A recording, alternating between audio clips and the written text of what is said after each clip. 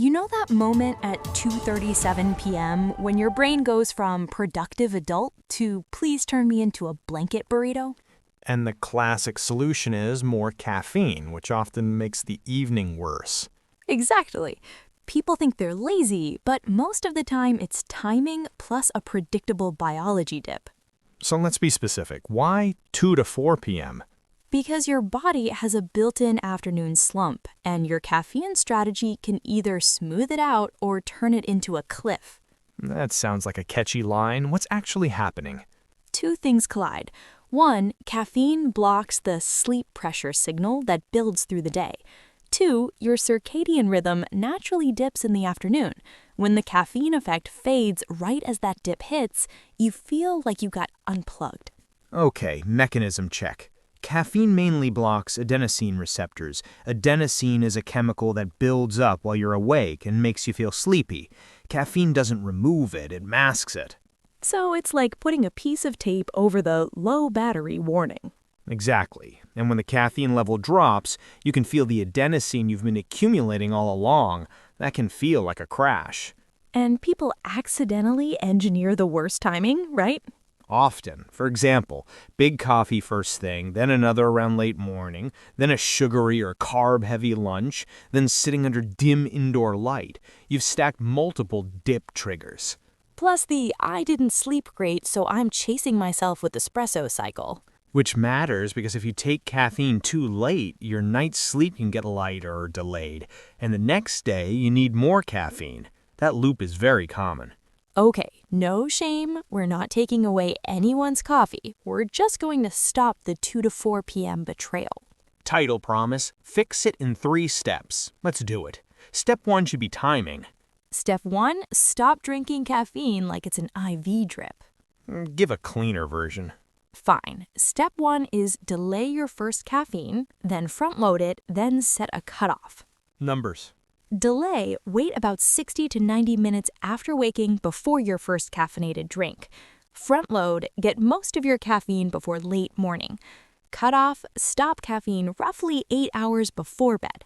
That's the conservative, sleep protective version because caffeine can stick around for hours and sensitivity varies.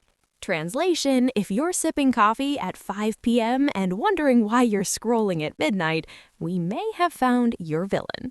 To be fair, some people can sleep after late caffeine, but many don't sleep as deeply even if they fall asleep. And delaying the first caffeine helps because right after waking, your body naturally ramps up alertness hormones. If you pile caffeine on top immediately, you can get a sharper spike and then a sharper drop later. So step 1 is basically make caffeine a tool, not a panic button. Common mistake, people hear delay caffeine and think they should suffer for half the day. No, it's just an hour or so and you can use water, light, movement to bridge it. Yes, if you wake up and feel like a zombie, do the minimum. Drink water, get bright light near a window, and do 2 minutes of easy movement. Then have your coffee. Good. Step 2 should address the other half of the crash, lunch and the afternoon dip. Step 2, don't turn lunch into a sedative. Again, clean version. Step 2 is build a stable lunch and add a tiny movement break. What's a stable lunch? Protein plus fiber plus some fat, not just a giant carb wave. You're trying to avoid a blood sugar roller coaster that makes the circadian dip feel worse. And if you're prone to reflux or you get sleepy after big meals, portion size matters. Huge lunch plus sitting still is a very reliable recipe for post-meal sleepiness. You mean my pasta the size of a pillow is not an elite productivity strategy? Not at 1 p.m., no. Then add the simplest movement, a 5 to 10 minute walk after lunch. Not a workout, just motion. Mechanism, it helps blood sugar control, increases alertness, and it's a nervous system nudge. Also, if you can get daylight, even briefly, that supports your circadian rhythm.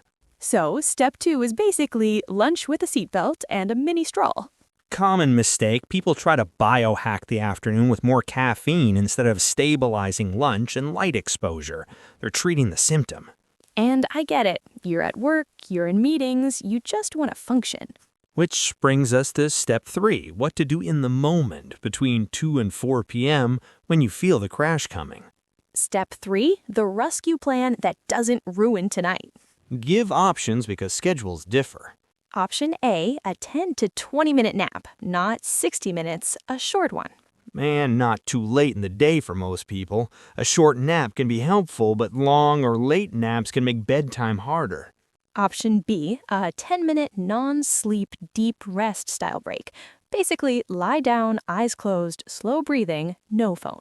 Option C is lighten movement. 2 to 5 minutes of brisk walking, stairs, or just standing outside in bright light. I call it go touch the outdoors. And option D, if you really want to drink, go smaller and earlier. A half calf or tea can be gentler than a large leg coffee. The goal is enough lift without pushing your sleep later. And common mistake, the double shot at 3:30. Then you're tired at bedtime but wired in your brain. That's the worst combo. Also, people forget the boring basics. Dehydration, not enough calories, or too much sugar can magnify the slump. You don't need perfection, but you do need fuel. So, if your afternoon crash is dramatic, sometimes it's not a character flaw. It's, I had coffee and vibes for breakfast. Now let's handle objections. First, but I need caffeine right when I wake up or I can't talk to humans. Okay, do the gentlest compromise. Keep the ritual, just reduce the dose. Half calf first, then normal later. Or keep the first coffee but stop the constant top-ups. Many people don't realize they're drinking caffeine all day. Second objection, I can't nap. My job, my kids, my life. Then use the 10-minute eyes closed reset or the 5-minute walk. The point is to interrupt the spiral. And if you can't leave your desk, do the smallest version. Stand up, look at bright light, and do 1 minute of slower breathing. It's not magic, it's a nudge. Third objection, if I stop caffeine at midday, I'll get headaches. Then taper, don't go cold turkey.